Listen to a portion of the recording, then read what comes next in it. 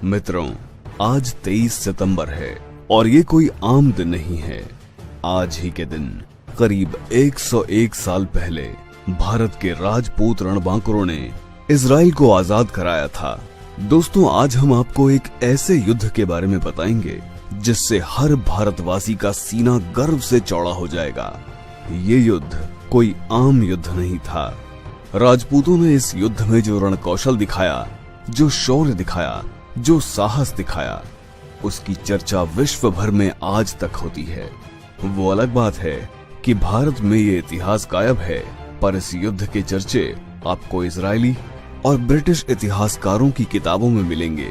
उन इतिहासकारों और रक्षा विशेषज्ञों ने यहाँ तक कहा है कि ऐसा युद्ध न तो आज तक हुआ और न ही कभी होगा। इस युद्ध की सबसे बड़ी बात यह थी कि ये भारत में न होकर 7 समुद्र पार हुआ था, लेकिन उस युद्ध में महागाथा भारतीय रणबांकुरों ने लिखी थी। इस युद्ध की सबसे अद्भुत बात यह थी कि जहां हाइफा पर पहले से कब्जा जमाए हुए ऑटोमन सेना के पास मशीन गन, तोपों जैसे हथियार थे और भारत के राजपूतों के पास सिर्फ उनके वफादार घोड़े और तलवारें थीं। मतलब तलवारों और घोड़ों का मुकाबला सीधा मशीन गन और तोपों से था, वो भी एक अनजान जगह पर। बात प्रथम विश्व युद्ध की है, जब 7 समुद्र पार आज के इजराइल देश पर ऑटोमन सेना का कब्जा था। ऑटोमन सेना में जर्मनी, हंगरी, ऑस्ट्रिया जैसे देश शामिल थे और इस सेना ने पिछले 400 साल से इजराइल के मुख्य शहर हाइफा, जो कि समुद्र के किनारे बसा है, उस पर अधिकार किया हुआ था। अंग्रेजी सेना ने इसे छुड़ाने के बहुत प्रयास किए, पर हर बार शिकस्त ही मिली। इसके बाद अंग्रेज अधिकारियों ने भारत की घुड़सवार सेना से मदद ली। उन्होंने जोधपुर महाराज सर प्रताप सिंह से इस युद्ध के लिए देश की सबसे ताकतवर घुड़सवार सेना जोधपुर लांसर्स को भेजने की बात कही। आगे युद्ध में जो हुआ उसको आप इन कम और सरल शब्दों में समझिए। सबसे बड़ी बात यह थी कि यह जंग प्रथम विश्व युद्ध में राजपूत रणबांकुरों व ऑटोमन सेना के बीच लड़ी गई थी। इसी युद्ध के चलते इजराइल आज भी भारत का आभारी है। उन राजपूत रणबांकुरों के कारण भारत और इजराइल के रिश्ते आज इतने मजबूत हैं। ये विश्व की पहली और आखिरी जंग थी जिसमें तलवार और भालों से सज्जित घुड़सवार सेना का मुकाबला ऑटोमन सेना की मशीन गन और तोपों से हुआ।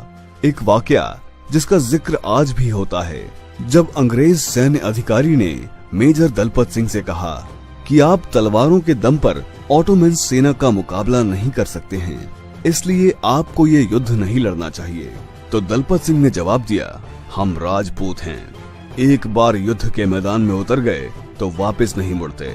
अब जो होगा वो युद्ध करके ही होगा। भारतीय सेना का नेतृत्व मेजर ठाकुर दलपत सिंह शेखावत कर रहे थे।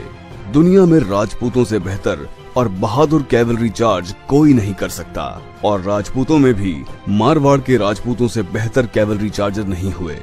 ये संयोग ही है कि दुनिया के आखिरी सफल और बहादुर कैवलरी चार्ज भी इसी मारवाड़ के सबसे एलीट जोधपुर लांसर्स के नाम है। मैसूर लांसर्स सहयोगात्मक रोल में थे। सिर्फ 1 घंटे में इन राजपूत शेरों ने 400 साल से गुलाम हाइफा शहर को दुश्मनों से आजाद करा लिया। इस युद्ध में 900 भारतीय सैनिक व 60 घोड़े वीर गति को प्राप्त हुए। इन्हीं की याद में दिल्ली में हाइफा चौक का निर्माण किया गया। भारतीय सेना ने करीब 1350 ऑटोमन सैनिक व 36 अधिकारी बंधक बनाए थे। आज भी इस युद्ध की याद में इजराइल में हाइफा डे मनाते हैं, जिसमें भारत से भी शहीदों के परिवारीजन या जोधपुर राज्य के वर्तमान महाराज गज सिंह जी श्रद्धांजलि देने जाते हैं। ब्रिटिश इतिहासकारों का कहना है कि ऐसी शौर्यपूर्ण जंग न तो पहले कभी लड़ी गई और न ही कभी लड़ी जाएगी। राजपूतों के पराक्रम ने बहादुरी का एक नया आयाम लिखा था।